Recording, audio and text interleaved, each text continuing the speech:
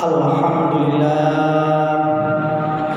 alhamdulillahilladzi arsala rasulahu bil huda.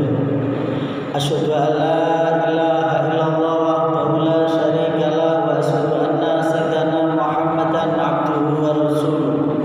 Allahumma shalli wa sallim wa barik ala sayyidina Muhammad wa ala ali sayyidina Muhammad. Faya ayyuhal hadirun jamaah Jumat rahimakumullah, usikum wa iyaya bitaqwallah. Ittaqullah haqqa tuqatih wa la tamutunna illa wa antum muslimun. Qala Allah ta'ala fil Qur'anil azim, a'udzu billahi minasy syaithanir rajim. Bismillahirrahmanirrahim. Wa la tufsidu fil ardi ba'da islahiha wad'uhu khawfan wa tama'an. Inna rahmatallahi qaribun minal muslimin. Shadaqallahul azim. Hadirin sidang jamaah Jumat rahimakumullah, alhamdulillah wa syukurillah ala nikmatillah bahwa pada kesempatan hari Jumat yang cerah, yang penuh berkah, kita masih diberikan umur panjang oleh Allah Subhanahu wa taala bisa melaksanakan sholat jamaah Jumat di masjid ini. Oleh karena itu, sebagai insan yang beriman, khatib terus berwasiat kepada diri sendiri dan kepada jamaah Jumat pada umumnya untuk terus-menerus meningkatkan berwasiat takwa kepada Allah Subhanahu wa taala, menjalankan perintah-perintahnya, menjauhi segala larangan-larangannya. Insyaallah kalau kita menjalankan perintahnya, menjauhi larangannya, kita tergolong menjadi orang-orang yang beruntung, bukan menjadi orang-orang yang buntung. Kita akan menjadi orang-orang yang dimuliakan Allah, bukan orang-orang yang dihinakan oleh Allah. Kita akan disayang Allah, bukan dibenci oleh Allah Subhanahu wa taala. Hadirin sidang jamaah Jumat yang dimuliakan oleh Allah, bahwa Allah Subhanahu wa taala memberi sinyal kepada kita semua untuk terus memupuk tali persaudaraan, tali ukhuwah, tali silaturahim kepada siapa saja, di mana saja, dan pada saat apa saja. Kenapa silaturahim ini penting? Karena silaturahmi ini akan membawa keistimewaan yang pada kesempatan ini akan saya sampaikan. Hadirin sidang jamaah Jumat rahimahullah, keistimewaan syariat silaturahim yang pertama adalah silaturahmi ini adalah akan membawa pintu masuk ke surga. Hadirin sidang jamaah Jumat rahimahullah, orang yang silaturahim ini pintu masuk surganya dimudahkan oleh Allah Subhanahu wa taala. Di dalam salah satu hadis Rasulullah sallallahu alaihi wasallam dinyatakan, ufsus salam wa at'imut ta'am wasilul arham wassalatu billail wan nasu niyam tadkhulul jannah bisalam. Yakni sebarkan salam kedamaian, berilah makan, bersilaturahimlah, dan sholatlah di malam saat manusia tidur, niscaya kalian masuk surga dengan selamat. Poin pentingnya hari ini adalah silaturahmi. Ini akan membawa yakni tali kasih sayang, bukan tali permusuhan. Orang yang kurang silaturahminya biasanya akan tumbuh benci membencinya. Tapi orang yang ahli silaturahim bukan benci, tapi kasih sayang yang akan didapatkan. Yang didapatkan adalah kasih sayang kepada sesamanya. Ini perlu sekali, apalagi di akhir-akhir ini banyak saudara-saudara kita yang satu sisi kepingin menyalurkan aspirasi, satu sisi juga memaksakan kehendak sendiri.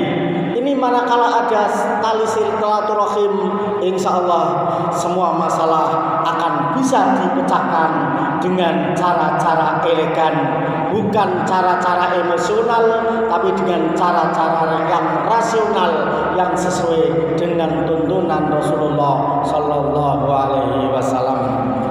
Suatu saat sahabat pernah bertanya, amalan yang dapat memasukkan ke surga, menjauhkan dari api neraka, Rasulullah memberikan jawaban, kamu sembah Allah dan kamu jangan mempersekutukannya dengan sesuatu apapun.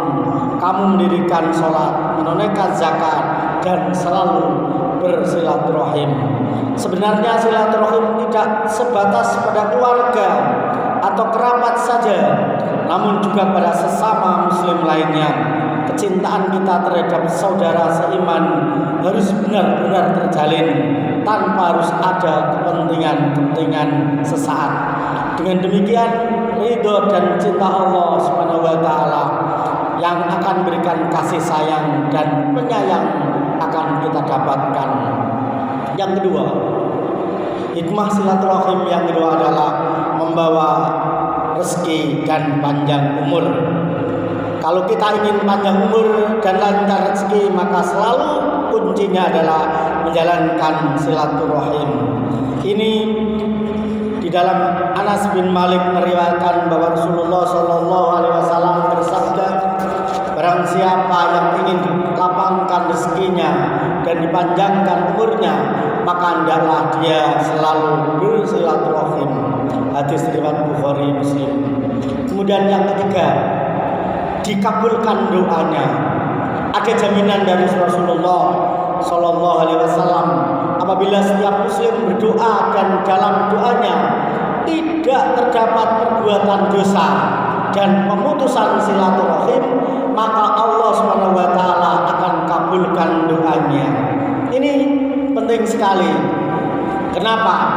Doa seorang hamba akan senantiasa dikabulkan selama dia berdoa bukan untuk keburukan atau memutus tali silaturahim, dan selama dia tidak tergesa-gesa dalam berdoa.